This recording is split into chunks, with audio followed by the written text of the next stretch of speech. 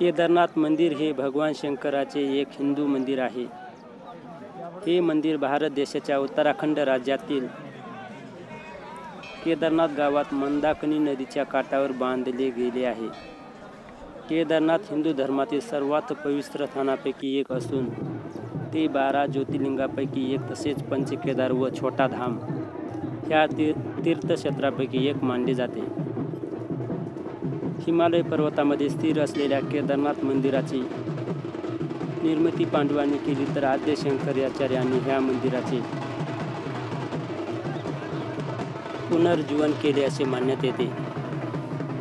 केदारनाथ सर्व ज्योतिर्लिंगापैकी सर्वाधिक उंचीवर स्थिर असून येथे भेट देण्यासाठी केवळ पायवाट अस्तित्वात आहे.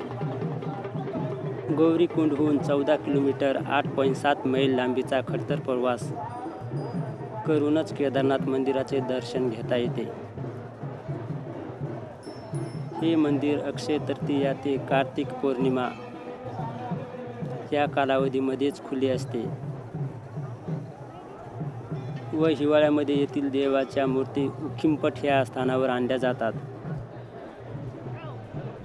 व तेथेच पूजल्या जातात. केदारनाथ मंदिराचे दरवाजे वर्षभर खुले असते का? हिवाळ्यात मोठ्या प्रमाणात बर्फवृष्टी होत असल्याने केदारनाथ धामकडे जाणारे सर्व मार्ग 6 महिने बंद असतात. दरवर्षी हिवाळ्यात भाऊदूजच्या निमित्ताने दिवाळीच्या 2 दिवसांनी केदारनाथ धामचे दरवाजे बंद केले जातात.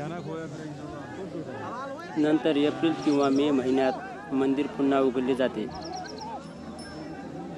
केदारनाथ मंदिरावर कोणाचा चेहरा आहे?